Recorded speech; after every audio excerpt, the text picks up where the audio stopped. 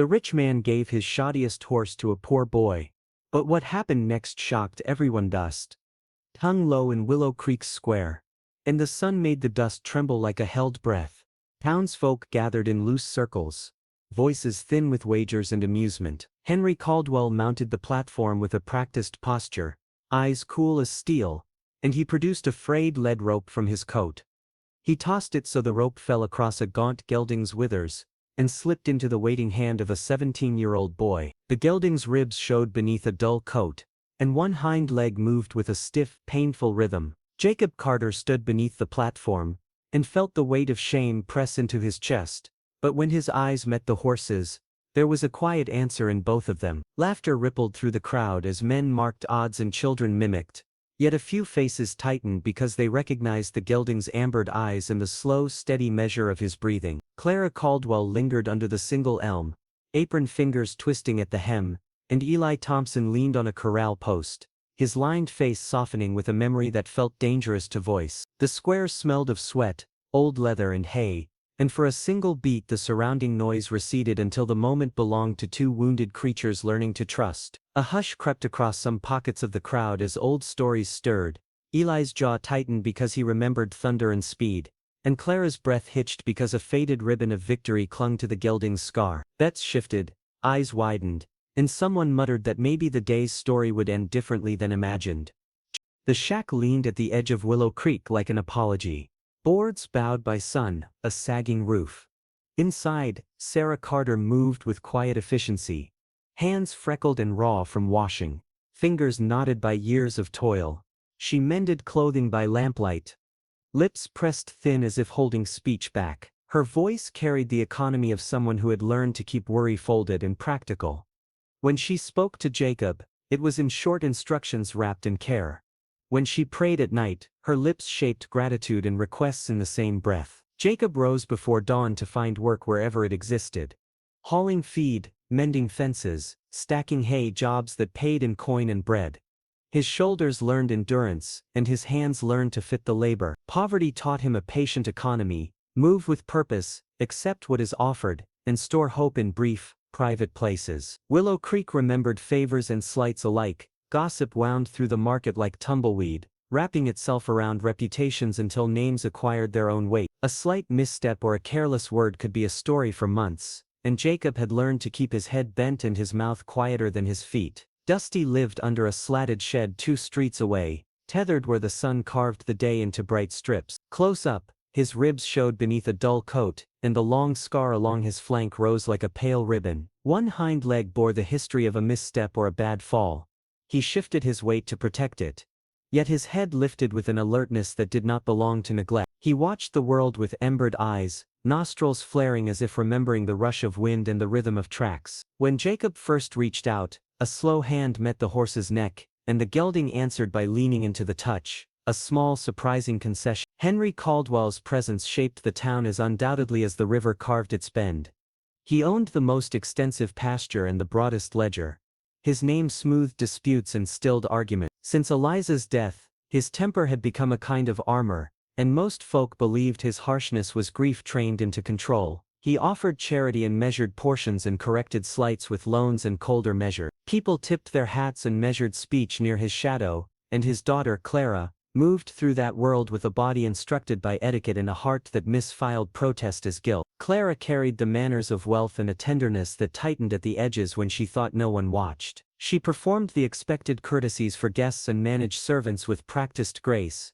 Yet her eyes often strayed toward the corral. When she crossed the square, she kept her chin low to avoid the judgment of townspeople hurt by Henry's dealings. When she slipped behind the barn at dusk, she pressed her palm against rough timber and let the dust gather on her sleeve, feeling strangely at ease among the animals. There, away from polite voices and polite smiles, she learned the language of hands. Old riders in the inn traded the rumor of Thunderbolt. Eli Thompson, who had ridden longer than most men had lived, kept his chair angled toward the hearth and listened as if the past could still be summoned. He spoke of races where bodies blurred into a single motion and horses and riders moved as one. When he described Thunderbolt, his voice softened.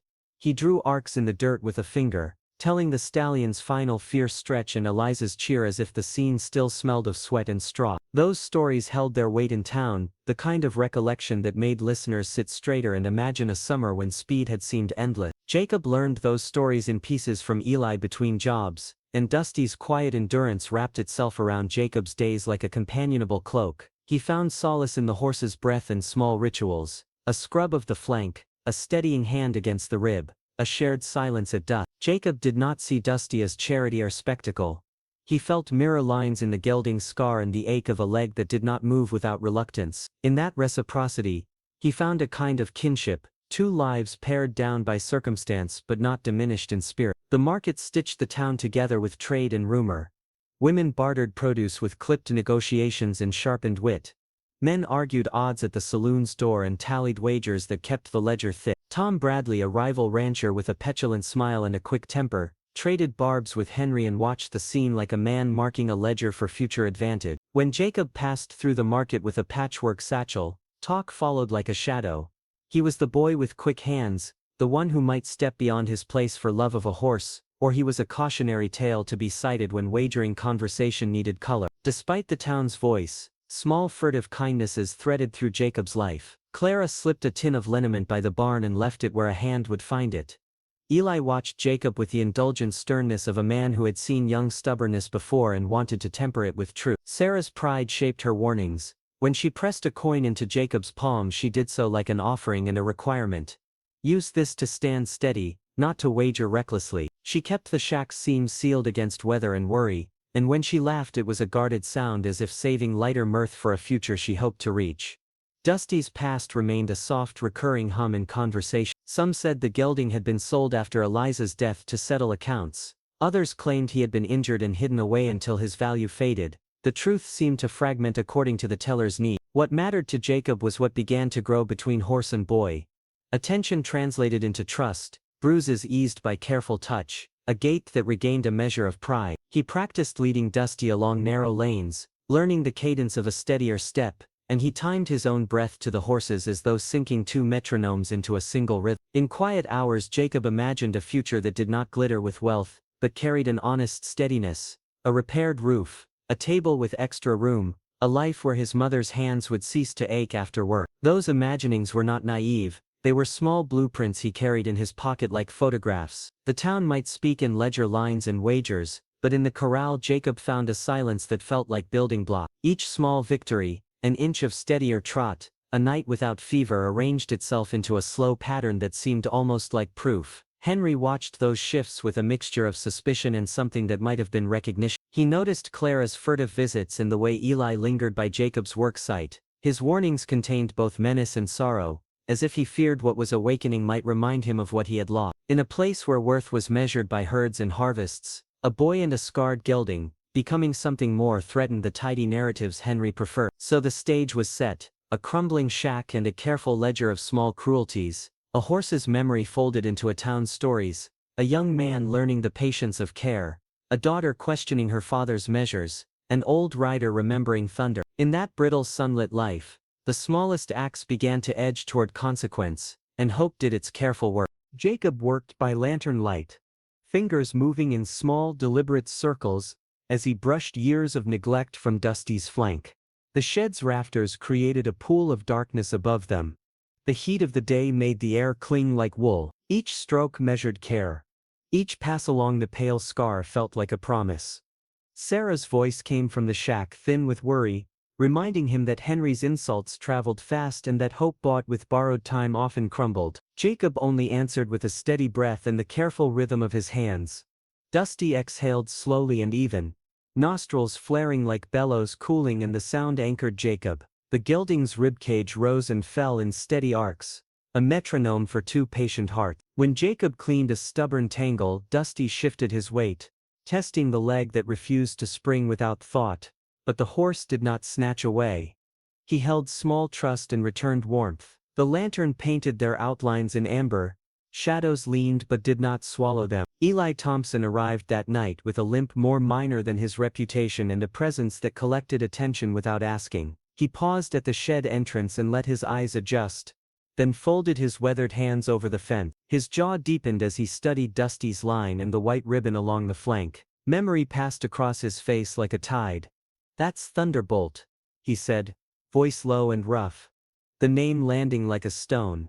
Jacob's brush still. Eli told of races run on soaked tracks where thunder matched hoofbeats, of a woman whose laughter cut through the crowd and a stallion whose stride erased distance. Jacob listened because Eli's recognition added weight to what Jacob already suspected. Those tales folded into the night.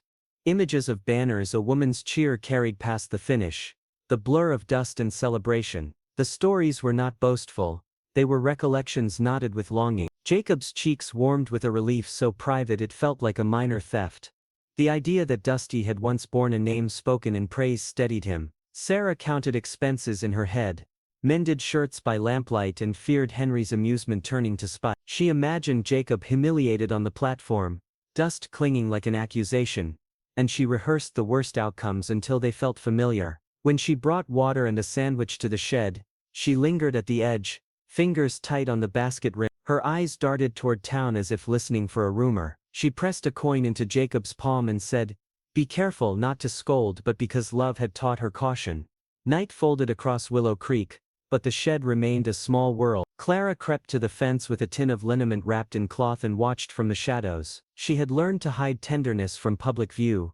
She kept her face down when she stepped back toward the lane, but her hand brushed the post in a gesture that told Jacob more than words. Their exchanges were brief and careful, a language made of small offerings and quiet glances. Eli coached Jacob with a blunt tenderness. He showed how to sense subtle heat along a tendon, how a shortened stride suggested a deeper unevenness, and how to measure improvements by small counts rather than grand leaps. He urged patience and punished force with sharp words. "Let him lead the pace," Eli told Jacob. "You can coax courage, but you cannot hurry bones." His instruction felt like handing down a reliable map. Jacob practiced until fatigue set in, stretching his muscles to loosen them. He learned to mark progress. A longer step before the pause, a quieter breath, a leg held a fraction straighter. He hummed the songs his mother used to sing so the rhythm steadied both hands and heart. Each minor gain became a ledger of faith. Hope matured into the steady work of care. News moved through Willow Creek in fragments. Eli's naming of Thunderbolt slipped into bar talk and then into market whispers. Some scoffed, others leaned forward with curiosity. Tom Bradley's men measured odds as if every memory could be weighed against a wager. Henry clenched his jaw when he heard the rumors and made arrangements that made the town bristle. The attention did not change Jacob's routine. He returned to the shack at dusk to help his mother prepare supper and to mend a loose board. He kept Dusty's past like a fragile photograph, showing it only to those whose hands he trusted. Still, Eli's recognition stitched a past to the present. Dusty's scars became evidence of a story worth remembering rather than a sign of ruin. Sarah's pride bristled alongside fear. She wanted to protect Jacob from public cruelty and also to let him follow an honest desire. When she watched him work, she uttered small prayers that had the shape of bargains, trade a sleepless night for a safer morning. Clara's gifts tightened the fragile trust Jacob had earned. A soft apple, a brush worn smooth by use, a bandage folded with neat fingers. Eli watched them with a hardened approval that softened at the edges. He scolded Jacob for impatience, then paused to applaud a coaxed step because the boy's stubborn care pulled results in ways raw strength could not. He taught a splint method for temporary support and how to ice without shocking a tendon. His lessons read like inheritance. Dusty's breathing remained a steady gauge of change. The gelding offered no theatrics, only a small willingness that accumulated into traction. He bristled less at the touch, lowered his head more often when Jacob approached, and accepted Clara's hand without skittishness. Those tokens rearranged expectations. Jacob stopped bracing for ridicule and began to wait for subtle confirmations. A softer eye, a longer feed, a quieter night. Weeks left are marked in wood and tendon. Jacob catalogued successes as if composing a ledger of faith, each line a small proof against the town's ledger of scorn. The market still hummed with wagers, and Henry still distributed cold favors, but in the shed a different accounting took hold. Repair, steadiness and patient rebuilding. Henry watched from his porch sometimes, the lines around his mouth like ledger marks. He had learned to measure loss in contracts, chores and cattle, and Eliza's absence taught him a hardness he mistook for protection. Yet when a shadow moved near the barn, His chest tightened with an ache he could not name. He remembered cheering and Thunderbolt prancing beside a woman he loved, and those memories scraped under his pride. That contradiction made him rigid. Mercy felt like weakness and silent regret. On nights when the lantern flame guttered and the town seemed to sleep, Jacob would lean his forehead against Dusty's warm neck and say what he had practiced aloud only once before. "We're more than they think," he whispered so the words pooled between them. Dusty shuddered a low acceptance, a breath like a quiet yes. Have you ever seen potential where others saw failure? That's where this story began. The training ground sat behind the feed store, a shallow patch of churned earth where stray hay gathered and the sun baked the soil until it faintly smoked. Jacob cleared stones and old nails, his palms forming blisters as he learned stubborn patience. He made a corral from scavenged planks and spare rope, a jagged ring that kept Dusty near and gave the boy a place to teach rhythm. The gelding's hooves found uneven purchase at first, but Jacob set small goals, a steadier step, a softer halt, and marked progress in the currency of patient breaths. He measured victories by heartbeats, held each minor gain like a coin in a worn pocket, and returned the horse to the shed with care that could be counted in single steady motions. At first the town treated their efforts like a spectacle. Men leaned against wagons and laughed in the same tuned cadence that made cruelty feel habitual. Children watched from porches, copying gestures as if imitation taught belonging. Tom Bradley's crew counted bets out loud, confident in a story that put Jacob beneath his plate. The saloon echoed with wagers and exaggerated tales, and the square carried a chorus of derision whenever Dusty faltered.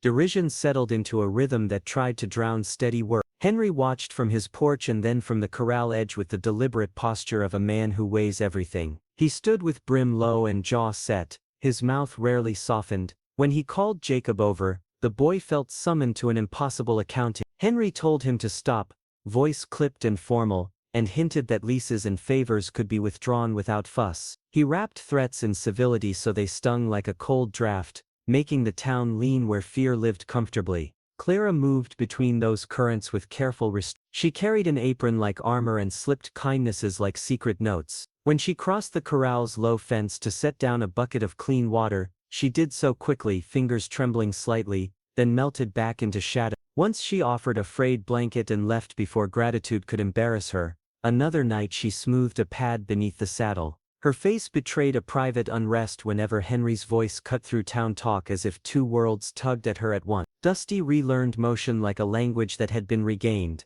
His flank carried a pale ribbon of scar tissue, and his hind leg hesitated as if memory of pain advised caution. Training began with short circles and long walks. Jacob relied on rhythm more than force. When the gelding trod, Jacob counted heartbeats and timed coaxing to that pulse. Progress arrived in modest increments, an extra confident stride, fewer flinches at sudden sounds, a softer settling after work. Each small proof rearranged Jacob's hope into something that felt gradually more durable. Eli arrived with a worn coat and the bluntness that comes from years of seeing hope mismeasured. He offered counsel that sharpened without breaking. Observe the length of the stride, spot the heat behind the knee, and let the animal choose its own pace. He demonstrated how to redistribute weight in the saddle so Dusty felt choices instead of orders. Under Eli's guidance, Jacob learned subtlety, how to use a hand to reassure instead of to command, and those lessons began to shape the gelding's movements into steadier pattern. Rumor followed their days. Eli's naming of Thunderbolt moved like current through the inn and into market talk. Some scoffed, while others leaned forward with curiosity. Bets shifted, whispers, purrs and laughter thinned into pockets of surprise. Tom Bradley's men meant to use attention as leverage, scanning for a misstep to make gossip profitable. Still, the small successes became undeniable. A more extended trot that did not collapse into a shuffle, a less frightened lowering of the head when Jacob approached. One afternoon Henry moved with a formality that felt like finality. He brought a paper and a thin-lipped man who passed the sheet across Jacob's mother at the kitchen table. Its language read like a gentle threat: leases could be reconsidered, favors recalculated. Sarah folded the page and tucked it away as if hiding a bruise.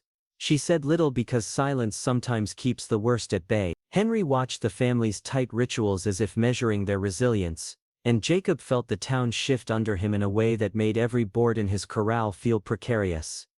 The corral became a fragile sanctuary, but Henry's shadow made even refuge precarious. Jacob doubled his hours, waking before dawn to freshen the tack and staying until lantern glow softened into night. He learned to read Dusty's small tells, the slight hitch that warned of soreness, the way an ear pricked for a familiar voice, the softening of the eye when the horse expected kindness. He practiced patience like repetition until it hardened into instinct, and the horse began to answer in kind. Clara's courage grew in moonlit increments.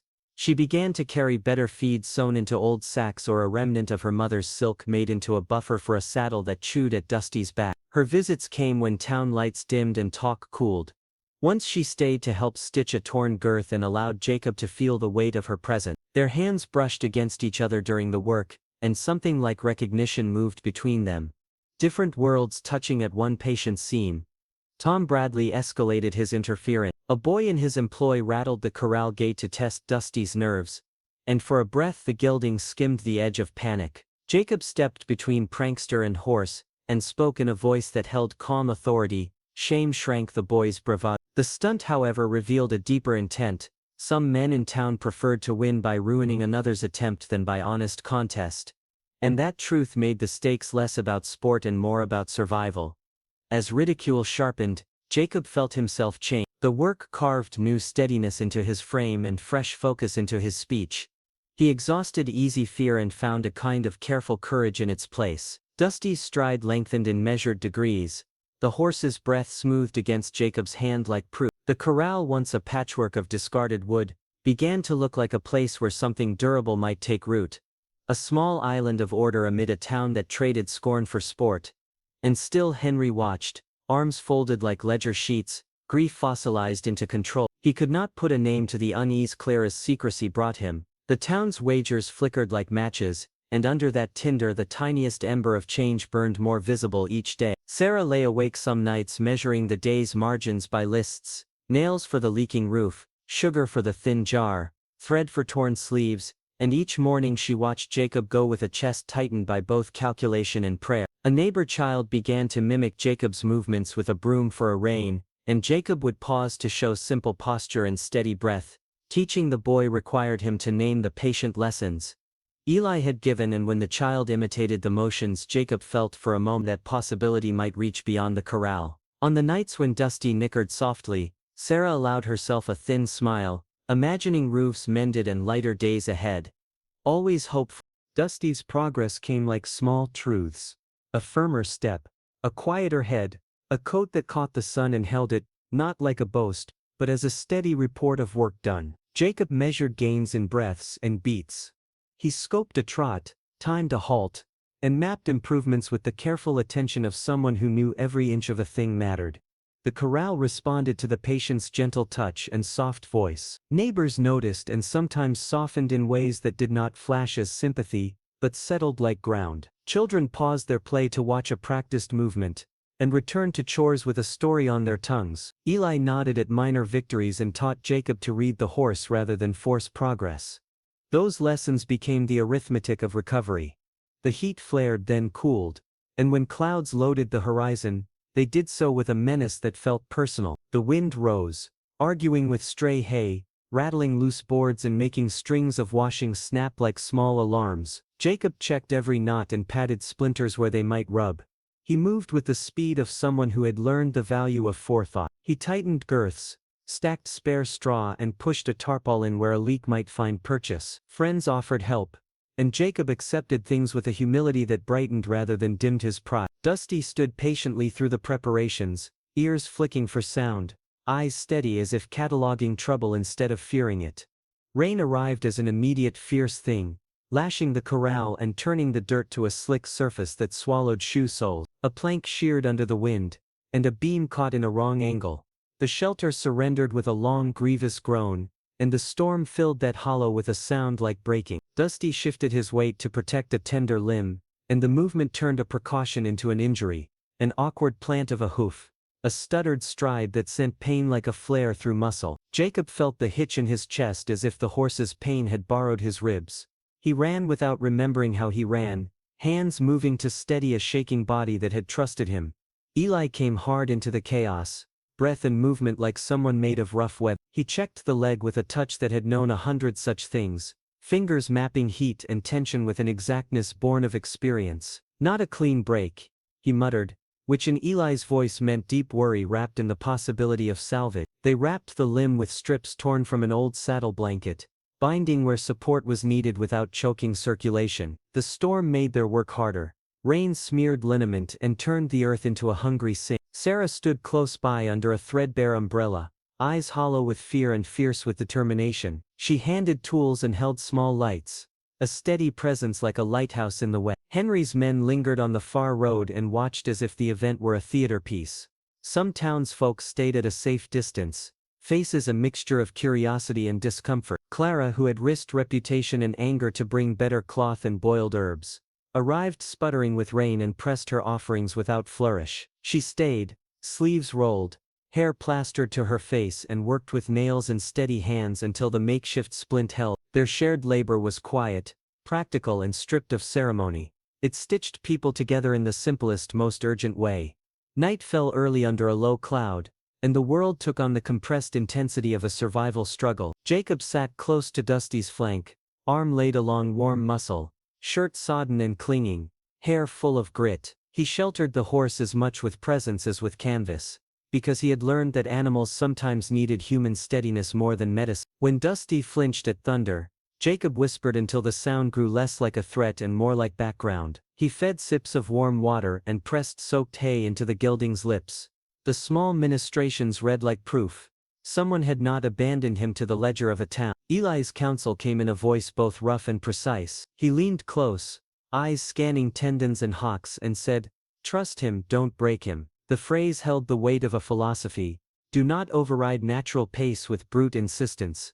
Coax confidence instead of battering fear. Eli showed Jacob how to use pressure that suggested choices rather than commands, how to balance weight so the leg found relief, and how to read a twitch that meant pain rather than stubbornness. He wrapped poultices to draw heat away, and taught bandaging that supported without constriction. Each movement was careful, and each careful movement opened space for recovery. They worked through a night that felt like a trial of patience, hauling straw beneath shelter, retying a mangled tarp until it held, drying a saddle with hands that grew raw and numb. When the rain eased to a hush, dawn arrived gray and apologetic. Dusty's breathing had steadied, though the leg remained tender. He could shift weight with less protest and lift a foot short of a whole step. Those minor improvements became markers on an invisible ledger that Jacob checked like a watch. Eli told him to watch for swelling, for heat, and to favor rest over ambition. Jacob recorded each tiny gain, and within those counts he found a way to measure hope. News of the storm's toll traveled with a different tone than the town's usual gossip. People spoke of who had stayed in the rain and who had watched from shelter. Whispers turned into offers of grain and folded blankets. Tom Bradley's crew withdrew some of their jeers as neighbors quietly proffered towels and spare feet. Small acts of aid arrived with the soft awkwardness of people learning kindness. Sarah accepted help with a guarded nod, and Clara coordinated efforts with a precision that made practical sense of the compassion. The ledger of public scorn took on a small but visible counterbalance. The setback forced Jacob to rethink training into a regimen of repair and patience. He shortened exercise to brief, measured walks and replaced hard work with careful rehab. He learned to time breaths to Dusty's, and to stop before expectation overwhelmed recovery. Eli's phrase, "Trust, do not break," became a daily mantra that guided every touch. Jacob replaced haste with repetition, and demanded nothing sudden from a limb that had been surprised into pain. The strategy felt like humility in action. It acknowledged limits while aiming for steady progress. Clara's presence deepened into a partnership. She slept near the corral some nights and brought a scraped pot of tea that tasted of healing and something like hope. Their conversations were practical and spare, centered on feeds and liniments and boards to brace against wind. In those quiet hours they discovered a rhythm of cooperation that bridged their different worlds. Proximity made understanding possible and gossip less relevant. When Dusty first managed a short walk after the storm, tentative and low of tail but forward of ear, neighbors gathered in a way that felt less like a crowd and more like a witness. Jacob led slowly, voice even, hands steady. Eli watched with a reserved pride, and Sarah allowed herself a smile that broke open like early sun. The road to full recovery would be long and careful, but the storm had not ended them. When did you keep going despite the storm? That's what drives Jacob now. Remember that courage grows slowly, and small acts can become the thunder of change every day. Moonlight thinned across the paddock, and Clara moved like a secret, her skirts whispering against fence posts so the night itself would not know. She carried a small tin and a bundle of herbs bound with twine, footsteps careful on loose stones. Jacob knelt beside Dusty, fingers tracing old scars with steady strokes, and when she approached, relief rose in him as if two quiet plans had finally met. She unwrapped the bundle, her palms revealing ointments and dried leaves, and set to work with practiced movements that spoke of an intimacy between her hands and the animal. Eli watched from the low shadow of the shed, his posture folding worry into something useful. He told of Thunderbolt's old rhythm, drawing arcs in dust as if the racetrack still whispered beneath his finger. His voice was rough and soft in turns, memory braided with instruction. Jacob listened because those stories supplied context for motions Dusty still remembered, small echoes of speed hidden beneath rust and pain. Clara taught Jacob to read subtle signals, the slackening of a lip asking for patience, the thin flare of a nostril that warned of soreness. She demonstrated how thin padding altered pressure points and how warmed herbs could help ease a tendon's heat. Jacob marveled at her certainty, her knowledge felt like a handed-down medicine, precise and kindly. Working together, the three of them moved through tasks with quiet efficiency. The corral, patched together from scavenged boards and spare rope, turned into a small school of repair, where patience was compounded into progress. Each careful rub, each even bandage, each measured walk built trust into Dusty's step. Outside that circle, the town's curiosity congealed into scrutiny. The ranch hand with a narrow face began to linger by the outer fence, pretending to check boards while his eyes catalogued Clara's visits. He noted lantern glows and the rhythm of hands, small facts he could feed into rumor. News traveled fast in Willow Creek. Henry heard pieces of it and listened like a man tallying losses. He did not rush to confront, instead he folded caution into observation, letting detail accumulate into a ledger of possible affronts. That attention altered how Jacob carried himself. Market glances sharpened, and conversations in the saloon grew edged with whispers. Yet scrutiny hardened his resolve rather than broke it. He let work answer questions about character, and steady hands became a defense. Clara's small rebellions, liniment tucked in a pocket, extra feed wrapped into old sacks, were acts of restoration, not spectacle. Each offering quietly rearranged the town's ledger of relationships.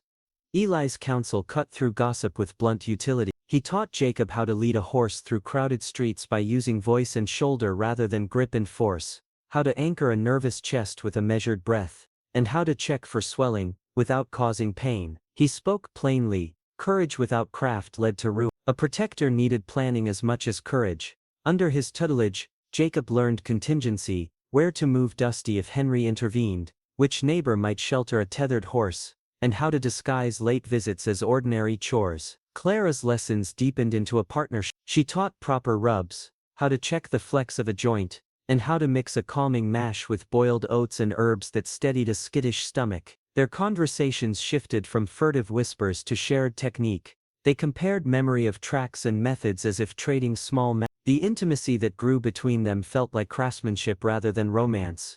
Two hands repairing what neglect had worn thin.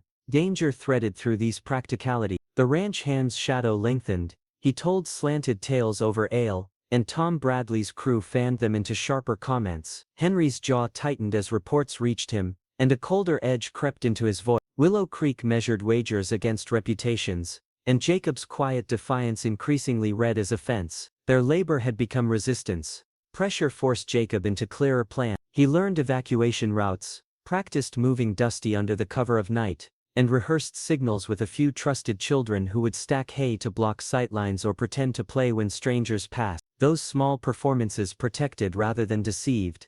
They were community tactics anchored in humility. The responsibility shifted him from dreaming to deliberate action.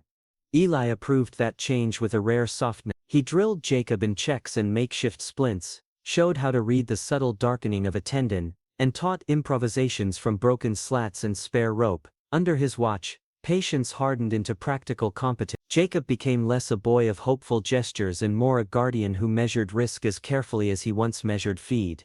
One evening the ranch hand prodded a loose plank at the corral, hoping noise would rattle Dusty into panic and supply fodder for public mockery. Jacob intercepted quietly, voice low and controlled, and the man's bravado thinned beneath a calm that carried authority beyond shouting. The stunt failed, and the gossip that followed shifted, for a moment from derision to a kind of grudging respect for steadiness. Still Henry watched. He began pacing the lane at odd hours, pausing where he could observe without alarming anyone. Clara's visits continued with increasing practicality, a smoother bit here, a patch for a worn girth there, an extra bale to keep bedding dry. Each act of care stitched a tighter seam between them. Jacob's vow to protect Dusty hardened into a plan with contingencies and helpers. Eli's instruction filled gaps of ignorance with competence. Clara's knowledge softened the past's neglect into repaired craft. One night, a sharp test arrived when a summer squall rolled over the prairie and the wind argued with loose boards. The ranch hand and two companions used the dark as cover, assuming the weather would hide their steps. Jacob had prepared a low lantern angled to mimic routine, a child posted with stacked hay as a screen, a blanket draped to muffle sound. When rough boots scuffed near the gate, Jacob did not shout. He moved with quiet purpose, intercepted the intruder and spoke calmly. The man's intended spectacle collapsed into a stuttered retreat. Afterward the training intensified. Clara taught how to remove dressings without tugging, how to test heat with an inner wrist, and how to warm a poultice just so. Eli showed how to lead through crowded streets by matching breath and gait, and how to fashion a splint from a broken slat. Practice became prevention, making contingency feel ordinary. Sarah turned minor mending into readiness. Torn shirts became makeshift slings, extra flour was portioned into satchels for helpers, and routines of care knit the family into a protective unit. Neighbors contributed quietly, an extra bale, a wrapped loaf, an offer to watch the corral, and those modest aids rewired Willow Creek's legend. People began to count repair and endurance in a town long used to counting cattle. In the pale hour before dawn, Jacob rested his forehead against Dusty's warm neck, and felt a steadiness that needed no witness. Clara stood nearby, hands stained by Eli leaned against a post like an old promise. The ranch hand still watched from a distance, but his gaze had softened. Within the corral a fragile alliance had become purpose. Hands willing to keep a vow and a boy who had learned to guard what mattered. The alley smelled of hay and old oil, and dusk flattened voices into shadows that moved like conspiracies. Tom Bradley's men arrived with pockets lined in small bills and faces set to profit, offering Jacob coin in a greasy palm and a grin that meant they'd rather buy his silence than lose in fair competition. Jacob met their gaze without flinching and tucked their offer into his memory like an insult, stepping away with hands steady and clean from work. The leader tossed money like an accusation, but Jacob could not sell what belonged to trust and promise, and he said so plainly. The men laughed and left with the clatter of boots repeating like a slow drum, their shadow folding back into Henry Caldwell's longer reach. Eli watched from the lane and kept his distance, assessing the exchange with an old rider's economy of judgment. Rumor carried the attempt through the market and into the saloon, where wagers fermented and Tom Bradley's grin widened under lamplight. Henry learned of the offer and the town's loose tongues and tightened the line between controlled distance and outright menace. He visited Sarah with a paper and a voice that wore civility like armor, articulating arrangements that would ease his ledger if Jacob and Dusty were to remove themselves from the public eye. When Henry spoke, his voice lost the pretense of business and revealed a colder core. His words landed like cold metal. He stood at the fence with shoulders like a gate and named consequences in tones that found purchase in the ear. He reminded Jacob that leases could be withdrawn and favors retracted, describing subtle retaliations that were legal enough to be plausibly deniable. The terms read like measurements around the fragile life Sarah had assembled, and they fell heavily on the kitchen table. That refusal crystallized pressure rather than relieving it, and the town watched the exchange in a hush edged with curiosity. Some faces softened because a boy defending an animal disrupted the usual arithmetic of worth, while others looked away, unwilling to be reminded that gentleness could be inexpedient. Tom Bradley kept his calculations sharp and Henry's jaw tightened by degrees. Dusty moved in the pen as if he understood the rising stakes, his chest broadening and his coat taking a thin sheen like river light. The gait that had staggered now gathered confidence, and when Jacob approached with a brush, the gelding lifted his head with a soldier's steadiness. Jacob smoothed Dusty's flank and felt hair along his forearm bristle with quiet pride as he murmured small encouragements he'd tuned by months of work. Night after night, Jacob repeated the ministrations that built muscle and honed nerve, walking Dusty in circles that preserved tendon and called confidence back into the step. He warmed oils and massaged joints until circulation remembered a better route, and neighbors noted progress with small nods or exchanged wrapped apples. Sarah sometimes brought supper to the corral and Clara came more often, sleeves rolled and hands steady, offering practical aid without flourish. Pressure arrived in subtler measures as Henry tightened accounts and called in favors, prompting traders to delay deliveries to Sarah's kitchen. Small inconveniences multiplied: a late order of nails, a wagon passing without stopping, an offhand remark that worked like a wedge between neighbor and neighbor. Jacob catalogued these irritations with the same discipline he used to track Dusty's recovery, writing small mental checks of who paused to help and who stepped back. Eli delivered a blunt lesson one evening when he found Jacob staring at the fence, his face furrowed with thought and weighed down with worry. He spoke of courage as a muscle and said that showing up mattered more than grandstands and that steady presence altered outcome. "Stand where you must," Eli said, "and let stubbornness become honest work." And he taught Jacob to flatten fear into practice. Eli taught practical measures: know your allies, stockpile reserves, rehearse retreats as part of your strategy, and plan contingency. The town's wagers thinned as respect for hours replaced the cheap thrill of mockery, and some men moved their ridicule into private jokes. Others kept betting, but the odds shifted as Dusty's strides lengthened and Jacob's resolve stiffened into a method. The changing equation did not erase the simmering threat, it rerouted energy into smaller, more dangerous calculations. Henry's voice carried through the lane in a ragged way one night as he watched the horse's steady recovery and felt that sight scrape under his pride. A neighbor overheard enough to raise an alarm, and Jacob tightened his jaw, meeting the coming days with plans for secure fencing and a roster of watchers. He felt the small hum of community underfoot like a ready current and arranged conversations with neighbors who promised quiet help. When Jacob brushed Dusty's shining coat before a short morning trot, he felt the town's eyes like a lens, focused and intense. He had learned to stand firm by building scaffolds of competence,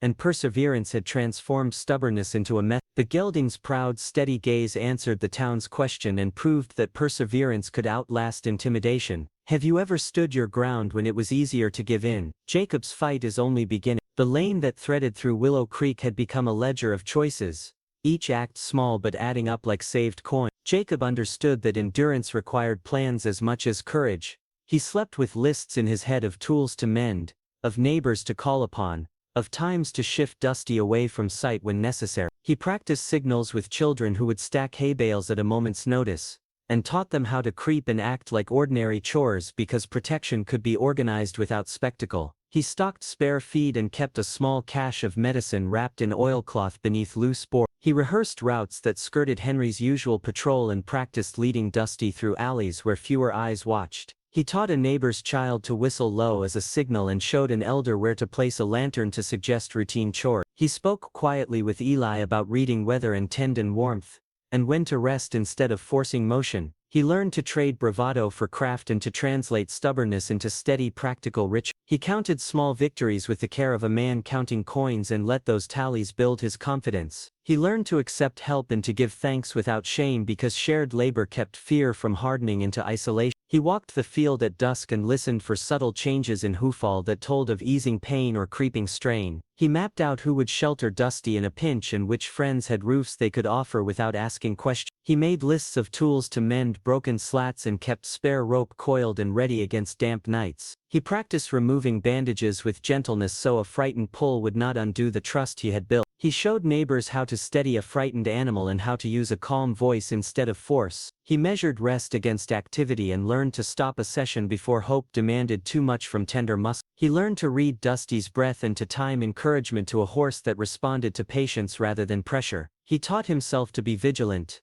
turning care into a habit and a form of protection. Each morning he checked fence posts and tightened loose knots so wind could not ruin the shelter. He stocked spare feed and kept a small cache of medicine wrapped in oilcloth beneath loose boards. He rehearsed routes that skirted Henry's usual patrol and practiced leading Dusty through alleys where fewer eyes watched. He taught a neighbor's child to whistle low as a signal and showed an elder where to place a lantern to suggest routine chores. He spoke quietly with Eli about reading weather and tendon warmth, and when to rest instead of forcing motion. He learned to trade bravado for craft and to translate stubbornness into steady practical riches. He counted small victories with the care of a man counting coins and let those tallies build his confidence. He learned to accept help and to give thanks without shame because shared labor kept fear from hardening into isolation. He walked the field at dusk and listened for subtle changes in hoofall that told of easing pain or creeping strain. He mapped out who would shelter Dusty in a pinch and which friends had roofs they could offer without asking questions. He made lists of tools to mend broken slats and kept spare rope coiled and ready against damp nights. He practiced removing bandages with gentleness so a frightened pull would not undo the trust he had built. He showed neighbors how to steady a frightened animal and how to use a calm voice instead of force. He measured rest against activity and learned to stop a session before hope demanded too much from tender muscle. He learned to read Dusty's breath and to time encouragement to a horse that responded to patience rather than pressure. He taught himself to be vigilant,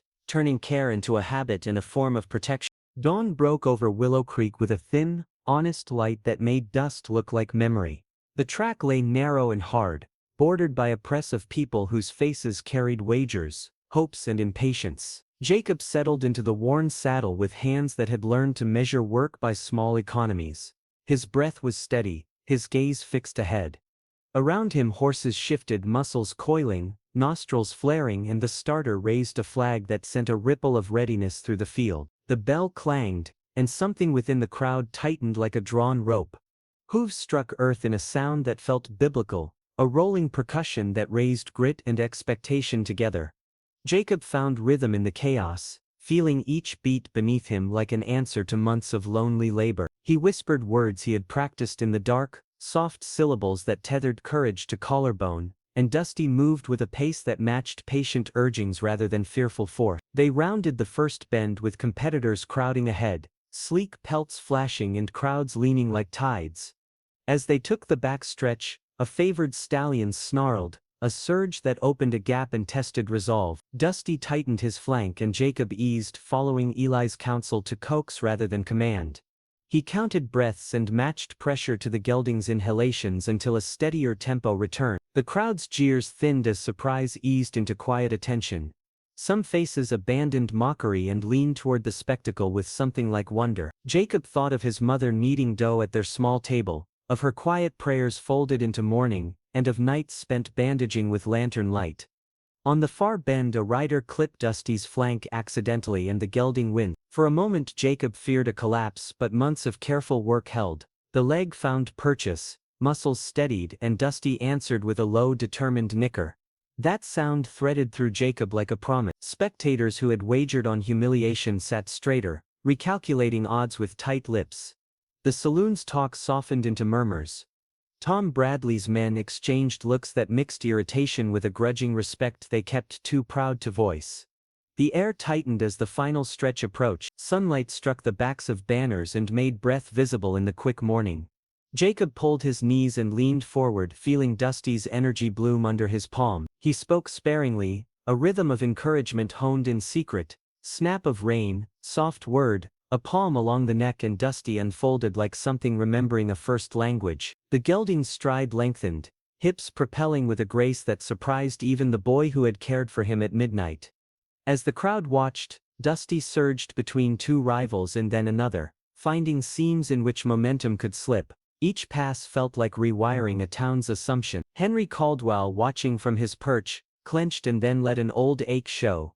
The sight of a mare he had once loved cheered from memory, sharpening his silence. Clara, cheeks wet with tears she would not explain, pressed hands together until knuckles white. Eli's face carved into a grin that resembled relief more than triumph.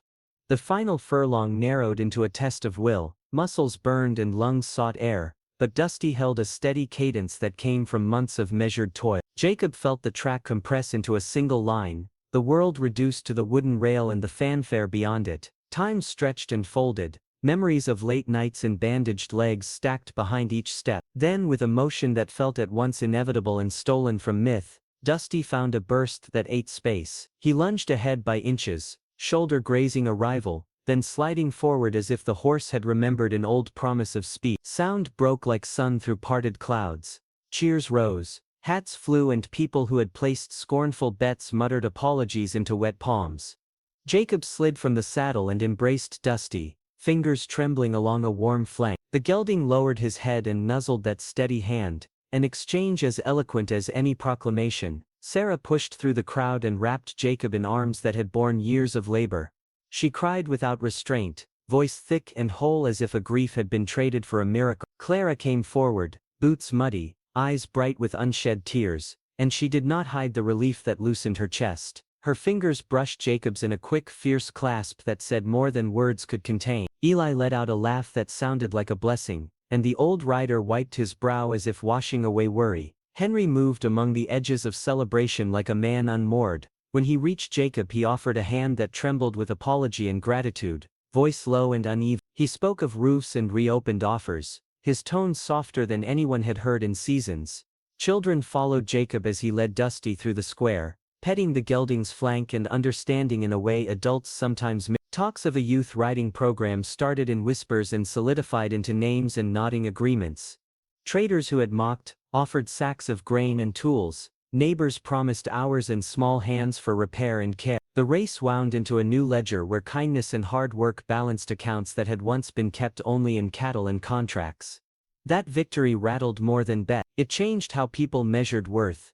A boy with calloused palms and a gelding with old scars now stood as proof that steady, patient care could reroute the assumptions of a town. Jacob felt a weight ease from his chest as applause washed over them, but responsibility settled in its place. He would teach, he would tend, and he would make room at their table. The town's ledger, once rigid and only partly humane, began to include entries for courage displayed by those least expected.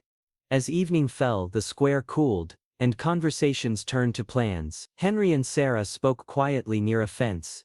Words traded like contracts softened into reconciliation. Clara walked Dusty's paddock with a damp cloth, smoothing saddle marks and humming an old lullaby.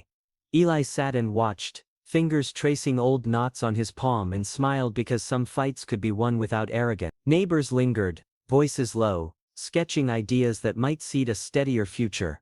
When did you believe in something impossible? That's the heart of this moment. Willow Creek would carry the memory like a talisman, a proof that small, painstaking acts can swell into public miracles and that the measure of a life sometimes changes when courage, care, and faith meet in a dusty square. Years later, children who watched that day would point and tell stories to their own offspring about the gelding that surprised a town. Dusty's name would be spoken in classrooms and at kitchen tables as a lesson about tending, about stubborn patience, about small hands changing fate, and Jacob's honest work would become a recipe for community pride always. The square slowed its breath as the last shout faded and the town gathered close like a single organism learning a new rhythm. For days talk would unspool into doorways and kitchens. Still, that moment remained immediate. Jacob guiding Dusty beneath a sky rimmed with heat, the gelding's chest heaving after exertion yet proud as if remembering a place where triumph was ordinary. Henry Caldwell pushed through the crowd with an odd softness to his step. His shoulders stooped in a way that removed some of the armor people had long associated with him. When he reached Jacob, he spoke with a voice that carried apology and an offer that surprised everyone by its plainness. He said he had mismeasured his worth and would make amends, proposing a home for Sarah at the edge of the ranch and a place for Jacob to work, training young mounts, practical things that could ease the months ahead. His words trembled between pride and regret, and the town listened because the measure of contrition was not in fanfare but in the steadiness of promises. Jacob accepted with the same careful economy that had guided him through hardship, a nod rather than a speech, a handshake rather than a flourish. He wanted shelter for his mother and fairness for neighbors more than spectacle, and when Henry spoke of repaired roofs and stable assignments, it felt like the first honest ledger entry in a long time. Clara lingered close, her face washed clean by tears she had not meant to show, and when Jacob met her eyes, something unspoken stitched between them, gratitude paired with a recognition that their worlds had shifted sufficiently to stand together without bowing. She stepped forward and laid a steady hand on her father's sleeve, a quiet insistence that the apology be genuine and that the promises be kept. Jacob accepted the offer with a careful nod. He did not rush into gratitude with wide gestures because habits born of scarcity taught him to measure relief in small durable increments. The gelding, dust still clinging in pale streaks, seemed to sense the change too and lowered his head as if acknowledging a future in which warmth and steady feed would no longer be occasional. People reached to touch the flank and mane, Children crowded close with shy hands and the older men leaned forward, eyes softened in ways that admission of error often provokes. Conversations that had once centered on wager and scorn shifted toward repair and provision, and neighbors offered tools, spare bedding and time with a generosity that felt like a practical blessing. The Caldwell barn altered its cadence, a repaired gate, a ledger of supplies and a small fund quietly established to help with urgent needs, such as medicine or roofing boards. Henry moved differently through his chores, his hands remembering the work rather than just the orders, and in that small change, a public apology began to feel like a private lesson learned. Jacob stepped into a role that suited him, instructing children in the art of care rather than in tricks of speed, showing them how to read a subtle tightening of tendons, how to braid a mane without pulling, and how to match their breathing to an equine rhythm so riders and mounts moved as partners. The youth program began with modest attendance, initially attracting a handful of curious kids who showed up with scraped knees and bright attention. It grew by small accretions as word spread that this new venture required patience and rewarded trust. Eli anchored the instruction with stories that braided caution and daring. His narratives taught technique with warnings wrapped in lived examples, and parents relaxed when they saw a respected elder guiding lessons. Dusty assumed an honored place in that curriculum, a patient teacher whose scars read like history and whose recovered strides provided tangible proof that slow work yields durable change. Children learned to watch breath and step, to sense when to rest and when to encourage, and they took pride in simple tasks, cleaning hooves, checking girths, and smoothing saddles. The ranch itself shifted quietly. Neighbors traded skills in carpentry and feed storage, rotating tasks to maintain common paddocks, and small economies of scarcity softened into shared abundance, allowing modest improvements to appear. Tom Bradley, who had once barked derision, softened in public and left a sack of grain at Sarah's door as an awkward truce. Gestures like that rewired relationships into new practical civility. Sarah moved into the outbuilding near the barn that first winter and made it a home with careful work, curtains from leftover fabric, beans and herbs in neat rows, and the kind of comfort that arrives when worry eases enough to allow color back into life. Her hands lost some of the steady ache they had carried for years, and sleep began to return in chunked measures instead of being an occasional stranger. Jacob's schedule filled with tending and teaching rather than only scraping wages. Dawns meant checking tack and gate. Afternoons meant patching fences with neighbors and mapping rotation plans, so young mounts did not overwork. And evenings brought small meetings where parents and elders shaped the program into something that could outlast a single season. Clara and Jacob grew closer under the unassuming weight of shared purpose. Their moments contained practical intimacy, a hand passing a brush, a joke about splintered boards, a shared cup of coffee while drafting a list of necessary supplies. Nothing dramatic unfolded overnight. Instead, trust accumulated in the ordinary gestures of labor and the mutual witnessing of small failures and recoveries. Legacy arrived not through monument but through habit. Some children apprenticed themselves to Jacob and Eli, turning lessons into a livelihood. A formal apprenticeship role at the Caldwell estate provided curious youths with a path that paid in skills and steadiness. Dusty, now older but dignified, stood at the heart of those efforts, and his presence taught more by steady example than by exhibitions. His scars served as a testament to survival, and his patient gait narrated recovery, a living parable for those who listened. The town's ledger shifted. Talk at the saloon moved from bets to plans. Communal tables became places of exchange rather than rumor, and the square acquired a softer hum that matched the new rhythm. At a modest closing celebration, neighbors hung a ribbon above the corral, children recited short lines about care, and homemade pies appeared on shared tables. Henry offered thanks in a quieter voice than anyone had heard from him in recent memory. His remarks were spare but sincere, and the repair he promised extended into an ongoing commitment rather than a single performative act. Jacob stood beside Dusty and looked upon faces that had once jeered. The sight felt like an account reconciled by human hands, rather than cold calculation. In those days, Willow Creek measured worth differently. A boy with calloused palms and a gelding with old scars became evidence that patient work and communal support could reroute assumptions. Plans emerged: a youth riding circle, a modest fund for emergency veterinary care, weekly skill swaps, and neighbors sketched out responsibilities with practical notes rather than grand proclamation. Children who had learned to ride carefully found small summer jobs that brought income to their households and purpose to their days. Some chose apprenticeships that promised a trade and a steadier future. Dusty's name entered conversations as shorthand for resilience. invoked when someone needed a reminder that recovery is quiet and persistent. Months later, when a ribboned corral hosted a new generation of students, Jacob watched small hands braid manes and felt the steady comfort of having built a life that balanced duty with joy. The town's story shifted from a ledger of sharp edges to an exchange of aid that replaced the sharper edges of competitive cruelty. Clara and Jacob grew closer under the unassuming weight of shared purpose. Indeed, if Jacob and Dusty's journey moved you, drop a subscribe for more stories of triumph that'll keep you hooked.